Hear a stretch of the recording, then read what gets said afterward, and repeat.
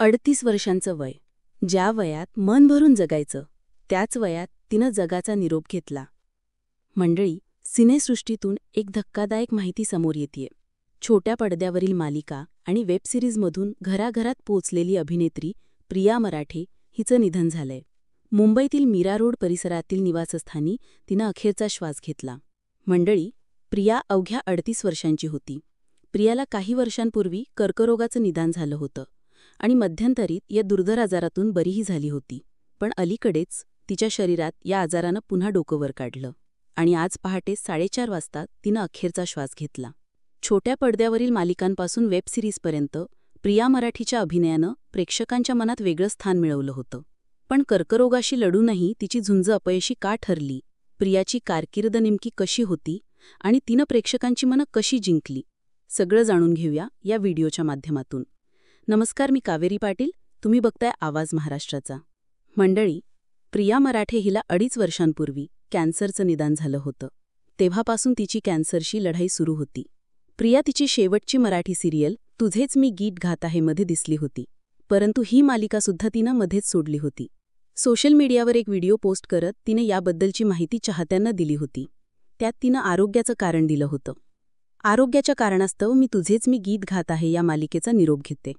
या मालिकेत मोलिकाची भूमिका साकारताना मी खूप खुश होते, परंतु शूटिंगचं शेड्यूल आणि आरोग्य या दोन्ही गोष्टींमध्ये समतोल साधणं खूप कठीण होते. माझ्या आरोग्याची समस्याही अचानक उद्भवली आहे. मोनिकाच्या भूमिकेसाठी मला प्रेक्षकांकडून भरभरून प्रेम मिळालं, परंतु मालिकेच्या टीमच्या गरजेनुसार मी त्यांना पुरेसा वेळ देऊ शकत नव्हते. म्हणूनच मी हा प्रवास इथेच थांबवण्याचा वेळ नाही घेतलाय, असं तिने या पोस्टमध्ये म्हटलं होतं. त्या क्षणापासूनच प्रेक्षकांना धक्का बसला होता. पण खरं तर ती कॅन्सरशी झुंज देत असल्याचं तेव्हा मोजक्याच लोकांना माहिती होतं. मध्यंतरी प्रियानं कॅन्सरवर मातही केली होती. तिनं उपचार पूर्ण करून पुन्हा रंगमंचावर पाऊल टाकलं आणि परदेशातल्या एका नाटकाच्या दौऱ्यातही सहभाग घेतला होता. तिच्या या पुनरागमनामुळे चाहत्यांना वाटलं की प्रिया पुन्हा पूर्वीसारखी सक्रिय होईल. पण दुर्दैवानं गेल्या काही महिन्यांतच कॅन्सरनं पुन्हा डोकं वर काढलं. ती सतत उपचार घेत होती, मात्र हळूहळू हा आजार गंभीर होत गेला आणि तिचं शरीर या उपचारांना अपेक्षित प्रतिसाद देऊ शकलं नाही. अखेर आज सकाळी तिची प्राणज्योत मालवली. हसऱ्या चेहऱ्याच्या या गोड अभिनेत्रीचा जन्म 23 एप्रिल 1987 रोजी ठाण्यात झाला होता. प्रिया लहानपणापासूनच अभ्यासात हुशार होती आणि तिने शिक्षणाबाबत अनेक स्वप्न रंगवली होती. त्या काळात तिला इंजिनियर किंवा डॉक्टर व्हायचं होतं, पण हे सगळं सोडून अभिनयाच्या क्षेत्रात ती कधी येईल असं तिला स्वतःलाही कधी वाटलं नव्हतं. शालेय शिक्षण पूर्ण केल्यानंतर तिने ठाण्यातील कॉलेजमध्ये प्रवेश घेतला. याच काळात म्हणजे 11वीत असताना कॉलेजमध्ये एकांकिका नाट्यस्पर्धांशी तिचा परिचय झाला. नाटकांच्या तालमींना ती हजेरी लावायची, कलाकारांचे प्रयोग जवळून बघायची आणि हळूहळू याच वातावरणातून तिचं लक्ष अभिनयाकडे वेधलं गेलं.